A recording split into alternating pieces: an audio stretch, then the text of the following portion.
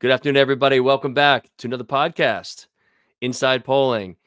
Thank you, everybody on YouTube for viewing us and all the comments and reviews. I really appreciate that, and all of the listeners on X. Thank you so much, guys. It's great to have you back. Great to be back. Yesterday, we went through the national polls, and we took a look at the states and individually, and all the battlegrounds of 7 states. Just remember that. Today, I promise you, we're going to go look. We're going to pull up the map. I'm going to share my screen. We're going to go through some different opportunities and options for each candidate, who has it harder to protect or to hold, or who has to win which states. And we'll play some we'll play some good games on that, going back and forth on all the different scenarios and how one electoral vote can make the difference. Before we do that, let's get into the polls, the polls that came out last night, the polls that came out this morning and this afternoon, because I want to keep you updated on that. It's going to be a lot easier than yesterday when we rolled through a ton of polls. And today, there's obviously just a few of them. Before we touch upon that, I just want to discuss a new Democrat talking point this last 2 days has been, whoa, whoa, whoa, these polls are dropping. What's going on? And why are all these right-leaning polls coming out? I think it's a good point to talk about, because in the old days, the CBS, NBC, ABC, CNN, Fox, USA Today, Harris, Harvard, uh, the New York Times, Siena, Quinnipiac. There's a million of them, right? Million polls that have always come out, and now what we are seeing, and those were, some people would say, left-leaning polls, right? They underestimated Trump in 16, probably overestimated him in a little bit in 20. But out of the quick change from 16, they knew they were wrong, so they changed hardcore going to 20. But we are seeing a ton of right-leaning polls, the Fabrizios, the Rasmussens, Trafalgar's, Insider Advantage, and we're seeing those every day. Boom, boom, boom, boom. And does that skew the average? Of course it does. Now, does that matter? All I want to see are all the polls, right? Just give us the polls, and let's pull out some of the outliers that we don't like, or not that we don't like, but that are extreme on some of their numbers. So going either way. So with that, yes, there are polls, and we're going to probably see a bunch today as I walk you through the different ones that happened just last night and today. So let's take it from the top. Nevada. Trafalgar came out and had Harris +1. And it was Harris +1 before, so no change. Michigan, Fabrizio, a Republican poll, had it as a tie before, has a Trump +1. So that's a gain of Trump by 1 point. In Michigan, MRG, another Republican right-leaning poll, did not have a poll before, has Harris +1. Good poll for the vice president in Michigan. North Carolina, Trafalgar again, Trump +2 before, Trump +2 now. Rasmussen, Trump +3 in North Carolina, now Trump +5. Now listen, this is where these polling organizations get into a little bit of trouble. We know that Trump is not leading North Carolina by 5 points. If he is, and all my right-leaning friends are going to say, what do you mean? Of course he's going to win. He's going to dominate North Carolina. Okay, if he wins by 5 points, he is going to win every battleground state. Which, if that's the truth, then it's going to be a romp. But we know that number is not correct. Could the number be 3? Could the number be 2? Of course. But again, these are what brings up those issues that we're discussing. So let's move on to Texas. Why do I bring up Texas? Because the Dems keep on thinking they're going to be able to touch Texas. Not going to touch Texas. Trump +5 before, Trump +5 now. We do have 2 national polls. I have a Morning Consult, which before had Harris +5, now has Harris +4. Now, here's another crazy one. I don't have to even say it. Rasmussen has Trump up by 3 nationally. And now has Trump up by 3. I mean, that's not a good poll. That's not a good poll. Trump's not winning nationally by 3 points. I don't care who you love, who you like. If it's Trump yourself, Trump doesn't believe he's up by 3 points. It's impossible, right? He'd have to be probably be 50-50 in California, 50-50 in New York to be close to that number. It's not going to happen. So is there an issue with the polls? Some of the polls? Absolutely. That's why we read them all. That's why we go through them all. That's why we have this discussion. So we know fact to fact which polls and how it skews the numbers as we go. Before I take you to, let me read you, let's go through some of the averages out there on the national side. Now that we're talking about the national side, because we just went through 2 polls. I don't know if many of you have heard of Polymarket. Polymarket is a betting site that you can put money down and hey, you believe that Harris is going to win. Hey, put your $1,000 down, put your $10 in, put your dollar in, whatever it is, and you can bet the odds. Here's the odds right now. And the reason why I mention this is the change that's happening nationally with Trump gaining ground over the last 2-3 weeks. Polymarket has right now Trump at 58% chance to win. These are not polls. This is not polls. This is just like odds. The Giants have a 58% chance of winning over the Cowboys this week. That's what this is. 58-42, which is basically a split. It's basically a split, right? I mean, that's about as close as you're going to get. You can't get hung up on the 58, but that is a change. That is a change. That was a tie about 2 weeks ago. Real Clear Politics, which you and I discussed yesterday, was sitting at what, 1.8%, is now 1.3%. If you're Harris camp and you see 1.3% of Real Clear Politics and you believe it, that's trouble. Trump wins at 1.3% in a national race. 538, though, has it at 2.4%. And 270 to win, which I'll show on the screen when I share my screen, has it at 2.5%. So the highest is 2.5, the lowest is 1.3. At 2.5%, you're Harris. You're feeling that's 50-50, right? And I think all of us understand that now. Is that, and I'm one of those people that believe this number for Harris has to be 2.3, 4, 5, 6, up to 3%. Anything over 3 is a Harris win. With that, let's go through each state. Oh, you know what? Before we do that, let me share my screen right here real quick. And I'm just going to share it with you and pull up Nate Silver. Some of you may be familiar with Nate Silver. Nate Silver was super popular, polling expert, young guy, was with 538 and is now going off on his own. But I don't know if you can see this graph, but the red line is Trump. The blue line is Harris. And you can see Trump had a early 60% lead and then kind of dropped down to 45 and then made his way. When Kennedy dropped out, he made a little run, probably gained, maybe 10 percentage points of odds. Again, these are not polling numbers. These are odds. Remember that. And then right before the debate, Trump had probably about a 60-40 lead in odds. And he came crashing down. Harris flew right back up and peaked at maybe 60? It was about Harris 60%. That was probably the highest she's been. That's post-debate. And then now is sitting at a 50 point. Harris is at 50.1. Trump's at 49.7. That's an interesting graph. Because you can see the ups and downs of this race, certainly, going on. Let's talk about the individual states now. So individual states, right now, our averages, and I'm using Real Clears right now, so this could be a little tighter, but we know this is tight no matter what. Pennsylvania, 0.3% for Trump. North Carolina, 1.4% for Trump. Georgia, 0.5% for Trump. Wisconsin, 0.3% for Harris. Michigan, 0.9% for Trump. Nevada, 1.1 for Trump. Arizona, 1.1 for Trump. The highest is 1.4 in North Carolina, and the lowest is like 0.3 for either side.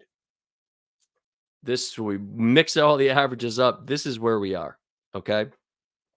this kind of leads us to this kind of takes us to where the map lies, the 270 electoral map. And I'm going to share the screen. We'll pull up that map. Before we do that, I'm going to give you some numbers that you may not know. Some people who are not, political junkies and don't follow this, all the time don't know this, but there were some states who lost electoral votes and some that gained electoral votes. Who does that help? Who does that hurt?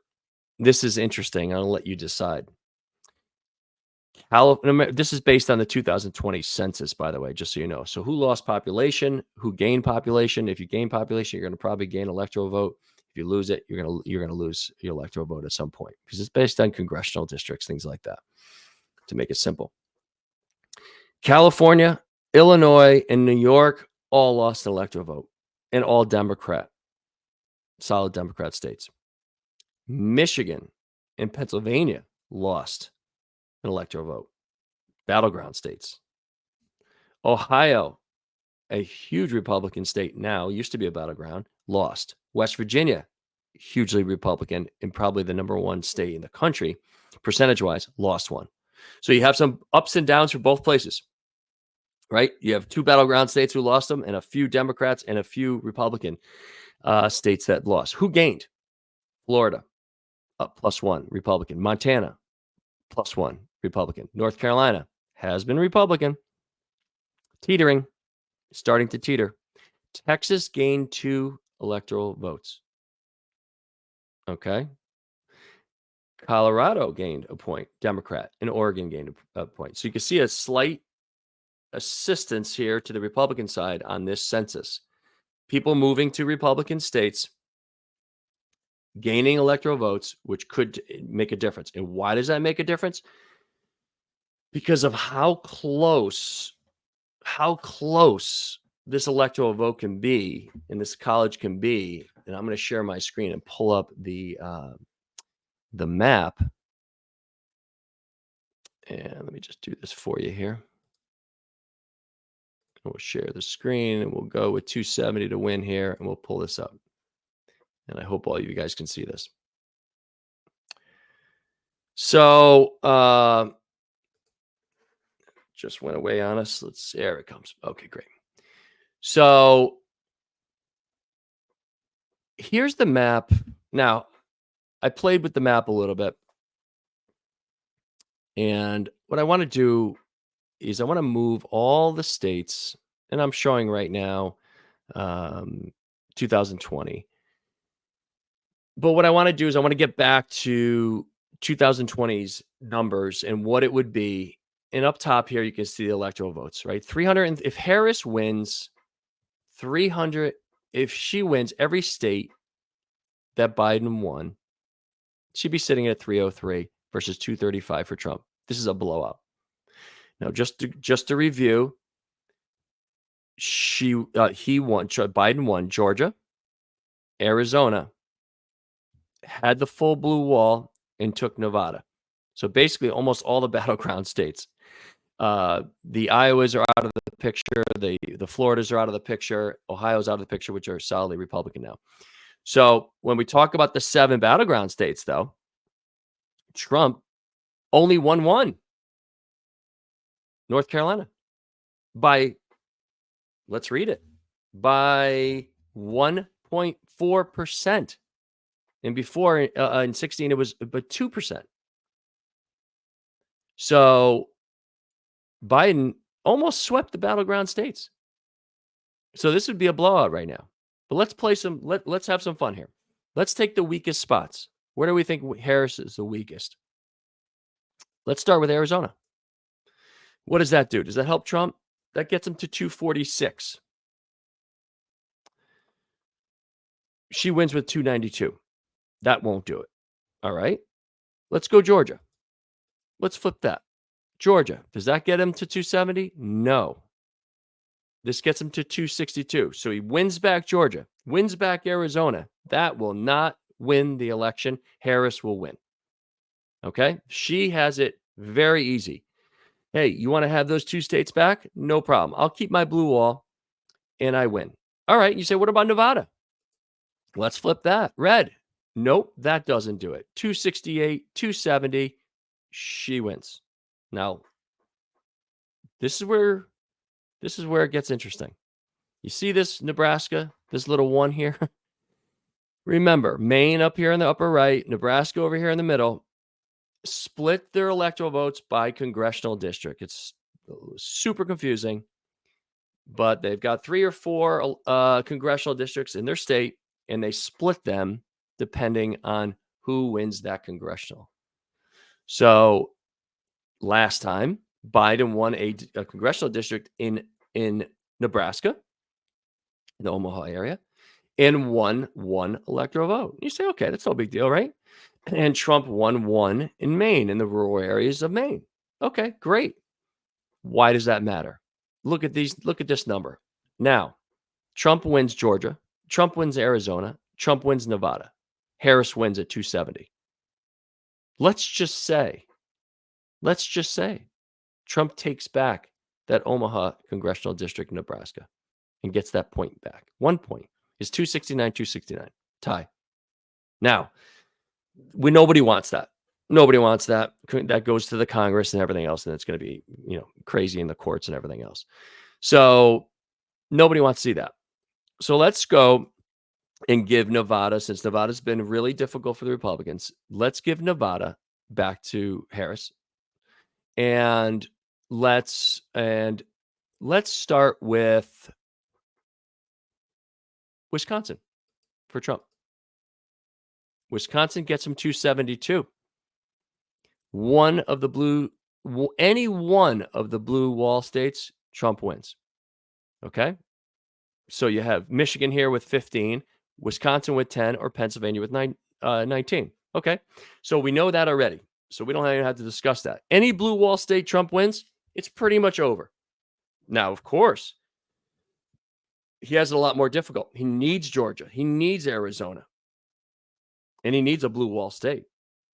Is there another way? Is there another possibility? Well, no, there really isn't. Yes, you can try to win that Nebraska seat. Yes, you could try to win Nevada.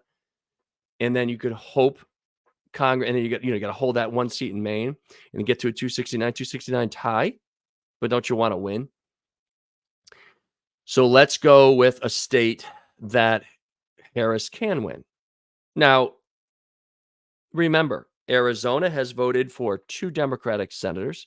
Georgia has voted for 2 Democratic senators in a row. Arizona, also, governor is Democrat. So you have 2 states. So let's give Georgia, because I think Harris is going to struggle a little more out in Arizona. You would think with the border, you would think with the issues out there in the far west there, that could be a problem for Harris. Selecting a vice president from Minnesota, that didn't help in Arizona. She passed on she certainly passed on the governor of the senator from Arizona, which could have helped her. Is that a price to pay later on? Possibly. Let's give Georgia to Harris. She's up to 292. 292. Let's give Pennsylvania to Trump. So in this scenario, just to review, Trump wins back Arizona. Harris holds Nevada. Harris continues to hold Georgia and loses Pennsylvania. Okay, let's flip Pennsylvania. This does not do it. This does not do it. Trump wins Pennsylvania and loses Georgia. It's over. It's over. Now, there has to be one more trigger state. And this is the one why we always talk about this, Nevada. All right. Let's say this Harris border issue becomes a problem in Nevada and Arizona, and she loses Nevada. Look what we're looking at. 271 for Trump, 267 for Harris. Okay. Even if you lose the one in Maine, he's still at 270. So Nevada, Arizona, Pennsylvania option is an option. Nevada, Arizona, and Michigan does not do it. Nevada, Arizona, and Wisconsin does not do it. Pennsylvania is critical to Trump. That's why, what is he there every day? That's with a loss in Georgia. Okay, so you can see. Let's go through some Harris scenarios, right? So let's go back and let's look at what Harris has to do here. Harris just needs to let's say somehow she can take North Carolina and Georgia.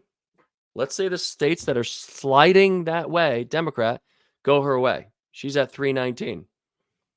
Let's say Trump gets Arizona. Okay.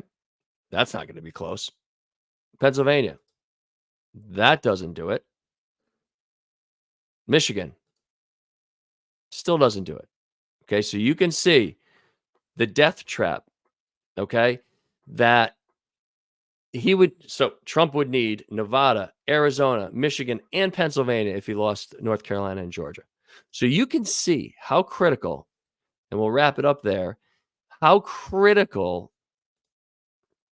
I'm going to switch these all back here so we can see the way that it really is. For the last time, we'll get North Carolina back. You can see how critical Georgia is and Arizona really is to Trump. Trump has to, first of all, Harris doesn't have to do much. She really doesn't. What does she have to win? Maybe 4 of the states, 4 out of the 7. 4 out of the 7 will probably do it. So she has a lot easier way to win than Trump does. Trump has to win back states that he lost and win back from 2016 states that were super, super tight. Okay, so the scenarios are endless. We could be a 269 tie so easily. So easily. Nevada, Arizona, Georgia, this thing's tied. If he can get that Nebraska 1 electoral vote. So again, if you're Harris and you can somehow win North Carolina, you can somehow win Georgia, this race is probably over. It's probably over. I mean, Trump would have to sweep blue wall, and I mean, it gets to be it has to be everything.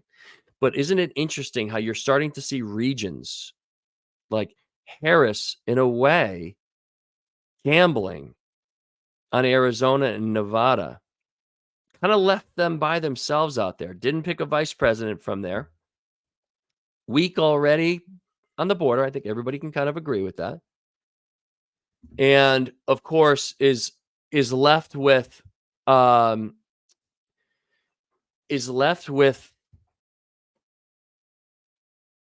selecting a vice president from Pennsylvania, right? The governor of Pennsylvania, which she could have done. Passed on the senator from Arizona. Left, has both don't have a really high favorability on a vice presidential candidate. Neither one of them helped themselves.